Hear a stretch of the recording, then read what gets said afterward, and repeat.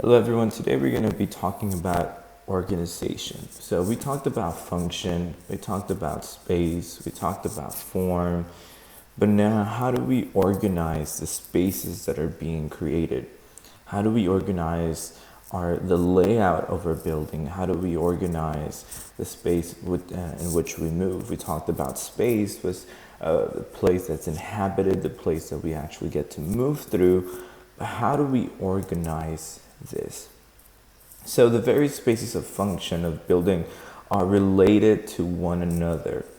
And so that's something that's very important to understand. You are building, designing one big thing, but at the same time, all of the different spaces inside, they're communicating with each other.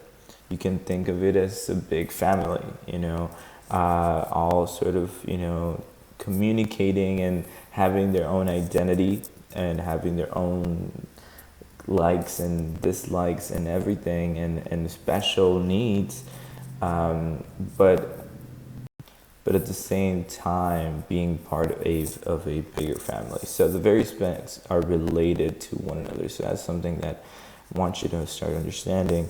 And there are some principles that determine the sequence in which areas are encountered. So they define the logic. The word logic, it's a little hard to explain because in reality, what is logic? For me, something could be logical and for you could be different. And then things vary from country to country.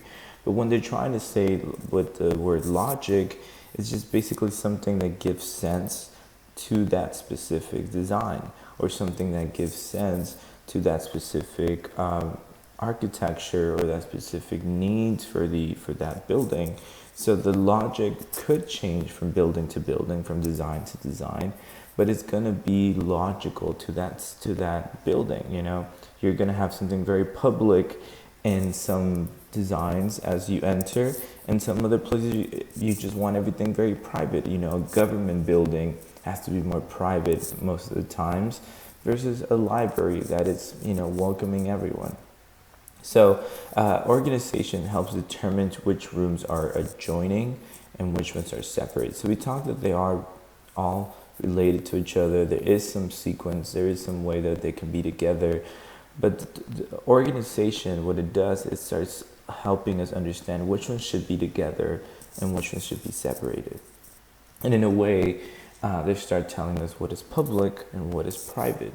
They start really telling us what should go in this area versus what should go in this area. I've talked about the library example, which I think is the easiest way to see things.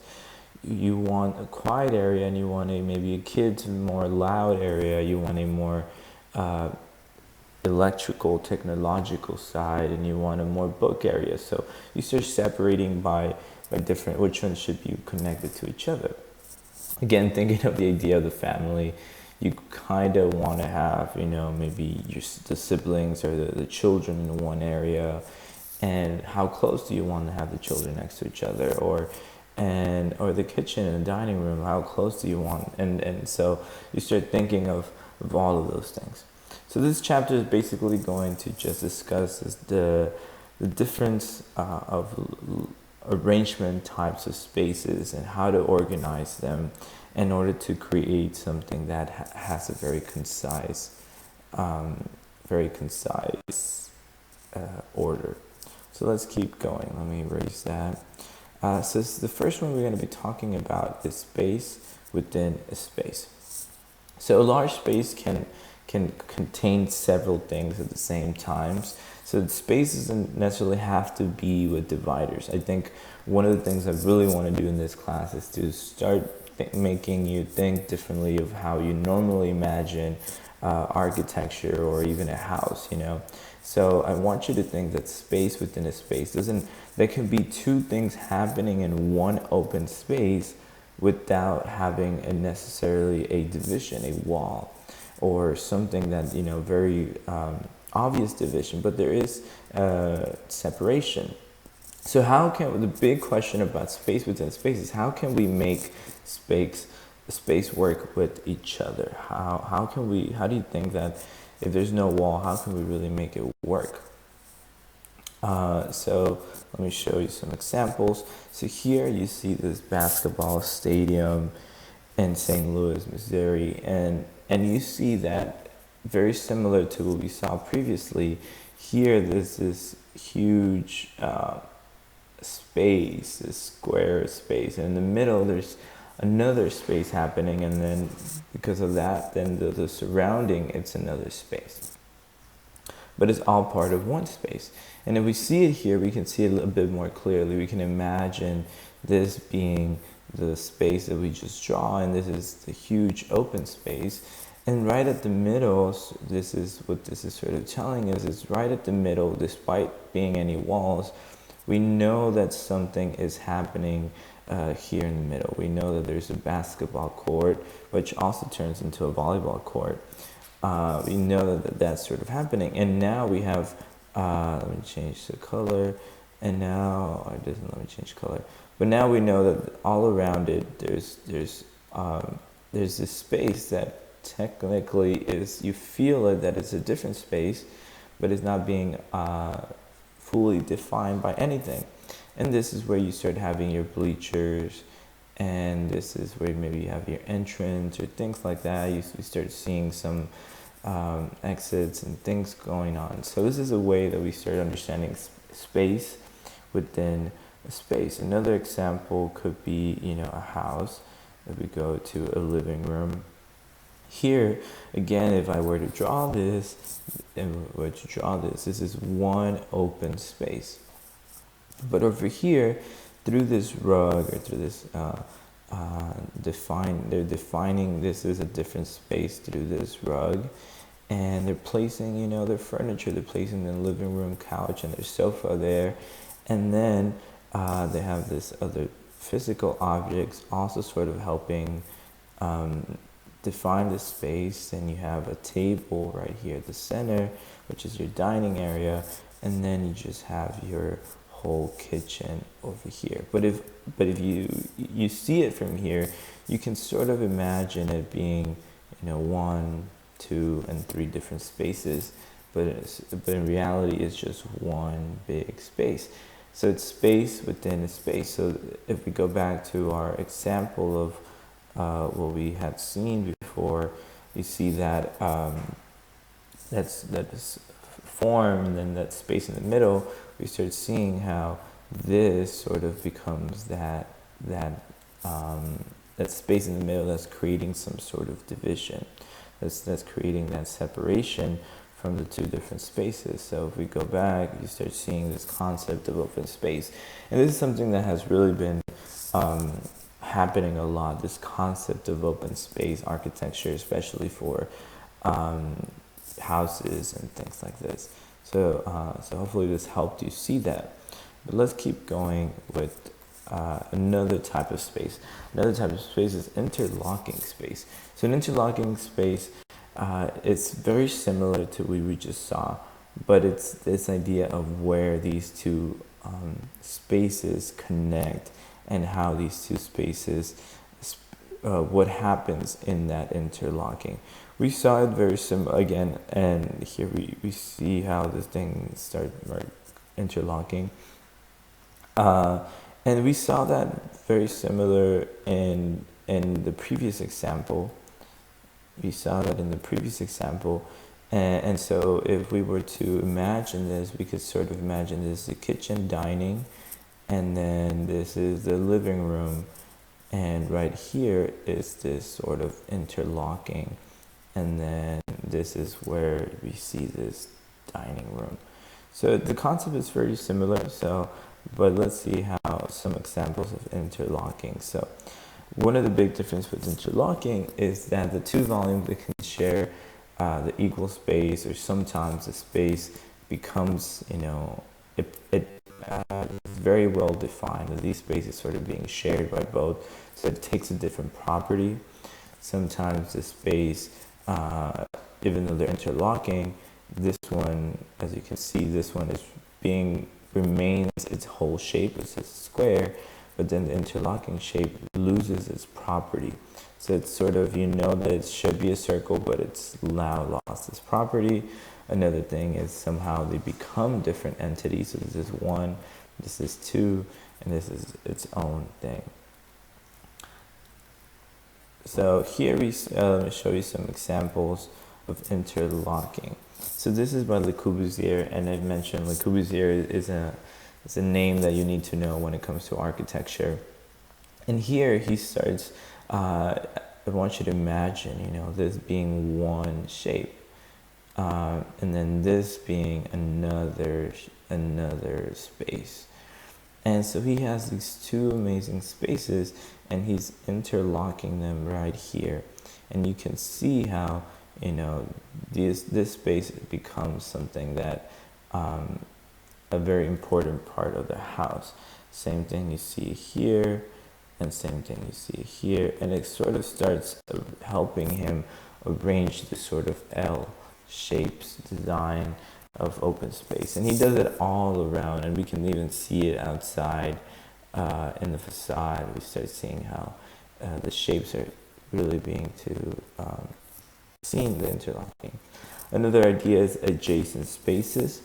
The big thing with adjacent spaces is very similar. All these can be very confusing, but the idea of adjacent spaces is that it has to have something sort of defining the two different spaces.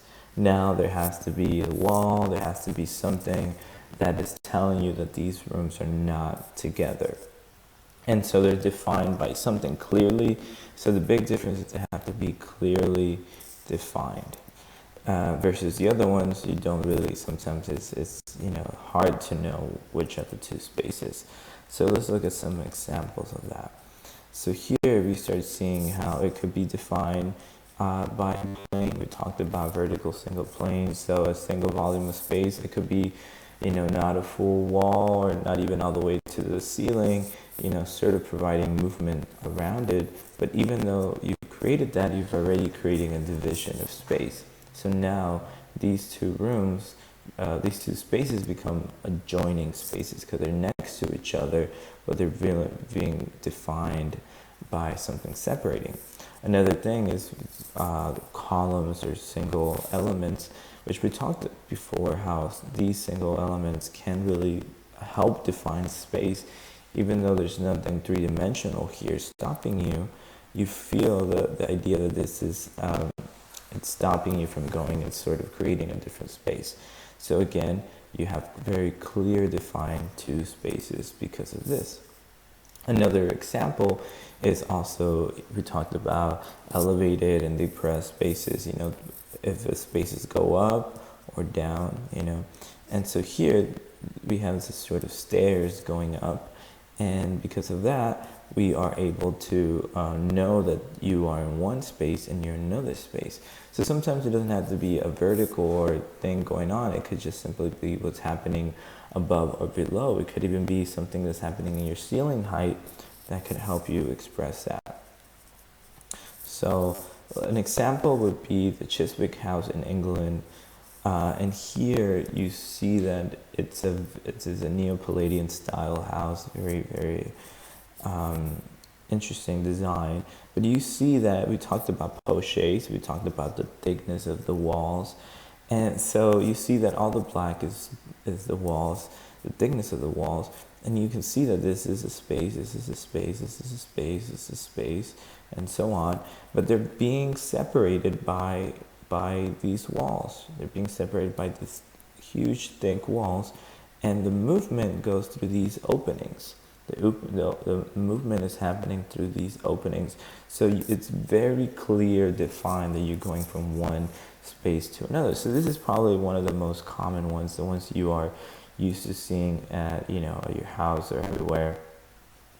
Another example, which is a little bit more less subtle, is the Lawrence House in California. And this one is done not by clear defined walls, but by movement, by different levels. So if you're here, you're in one space, and then you see how the stairs are taking you to another level, which is another space. And even so on, there's even another level of stairs taking you to another thing. So we can see it from plan view. You're here, then there's some stairs, and then you're here to what I think is the living room. So this is the kitchen, dining room.